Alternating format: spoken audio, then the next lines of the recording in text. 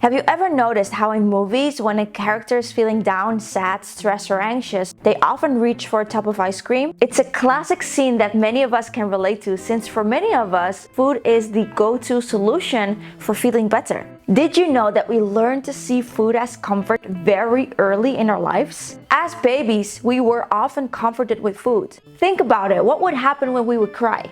We would often get the breast or bottle just to make sure we're not crying for being hungry. Now, breast milk or formula are sweet and fatty, so that may be one of the reasons that we continue to crave those types of flavors as comfort as we get older. But comfort food can also bring back positive memories of our childhood too. For example, if your mother or caretaker always made or bought you a special treat when you were feeling down, you may crave that type of food as an adult too. All these associations become conditioned in our brain. But why is it that food has such a powerful effect on our mood? Well, when we eat comfort food, it triggers our brain's reward center. In other words, our happy hormones get released. And one of the primary hormones that gets a peak release when we eat comfort food is dopamine. But once the food is gone, the good feelings disappear as well. It's a short-lived pleasure. Listen, if you occasionally enjoy comfort food, there's nothing to worry about. As long as you can fully enjoy every single bite of it without any feelings of guilt, and if you can do this in moderation. But if you use food all day long to deal with your emotions, or you feel like you need more and more and more of it to get the same effect, then it's wise to do something about it to break this cycle. Finding a healthy balance with food is key if you want to live an overall healthy life. Because if you can't stick to moderation and you start to rely on these types of foods as your only piece of comfort, these foods can create a problem. Comfort foods are often high in sugar, fat, and/or salt, which is why they can easily lead to overeating. And if you do this too often, the long-term effects can have negative consequences on both physical and mental health. And this can make you feel even worse instead of better over time.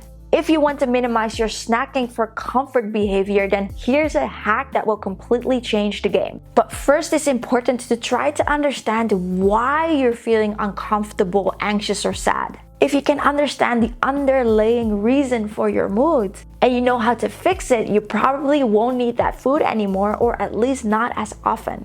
Now that you've first addressed why you feel uncomfortable or anxious, and you feel like you want to go for a comforting snack, do this next. Grab your comfort food of choice, but make sure to enjoy it guilt-free. This guilt-free part is super important because you want to fully be able to enjoy the moment. Getting yourself in a more positive mindset is important because otherwise that snack will never be enough. But this next part of this hack is extremely important, which is to pair your pleasure food with a non-food related activity that will boost your mood by letting your body tap into the other happy hormones we have access to. Because next to dopamine, we also have serotonin, oxytocin, and endorphins. And each with a slightly different trigger, but able to give you some amazing comfort too. Think of options like taking a stroll in the park, calling your bestie for a quick chat, busting a move on the self-made dance floor in your living room, doing some relaxing stretches, coloring your stress away, or even transforming your setting into a romantic oasis with candlelight and aromatherapy. But did you know that one of the easiest ways to release endorphins is by exercising? And here's another amazing fact. The more you exercise, the more endorphins your body will produce. Oh, and by the way, if you're finding value in this video so far, then consider subscribing because I'm going to share so many more tips about healthy eating, exercising, and human behavior in general. But back to the video. Now, after your treat and doing this non-food related mood boosting activity, what you want to do next is plan healthy and nutrient dense foods for the rest of your day. Now, what you want to understand is that we have baseline levels of all happy hormones in our bodies. When we have balanced baseline levels of our feel-good hormones, we can feel more focused, emotionally stable, happier, accomplished, and calmer in general. Our happy hormones do not occur in specific foods. However, it is partially made by the foods we eat. And an important ingredient are amino acids. Amino acids are the building blocks of protein, and specific amino acids are necessary to create our happy hormones.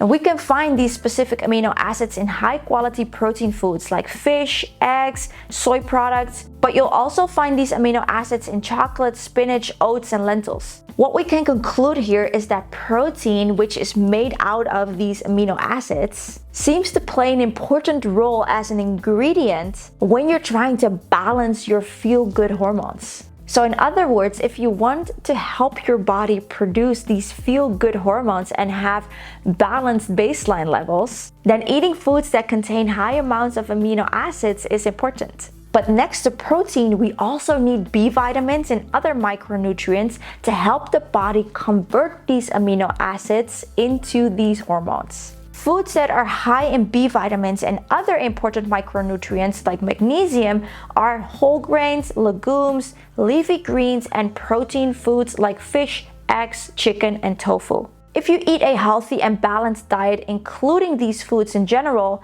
you can be sure that these amino acids are converted properly. Now here's another cool hack that you can try if you want to release endorphins specifically. Endorphins are hormones that are released to help us deal with pain or stress. Like I mentioned, the more you exercise, the more your body will produce endorphins. But some specific foods can boost endorphin releases too. In particular, dark chocolate or cacao, and spicy foods. Dark chocolate contains a substance which helps increase endorphin production, and it's the same body's own substance that is produced when people are in love.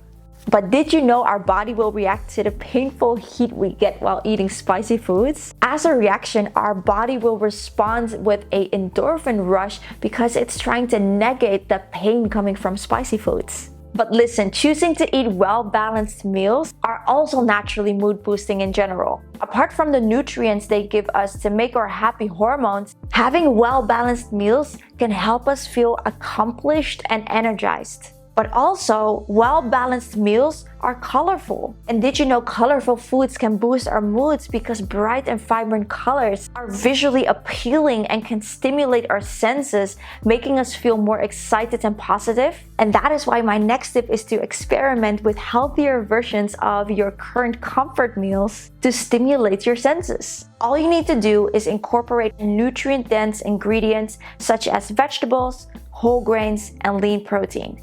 But if your food is currently mostly beige, then the next thing you need to learn is how to create well-balanced and colorful meals from scratch. And for that, you need to know how to include more vegetables into your diet. But if you don't like vegetables or you simply don't know how to work them, then you want to click on the screen because in this video, I'll teach you quick and easy hacks on how to add more vegetables into your daily diet. Thank you so much for watching.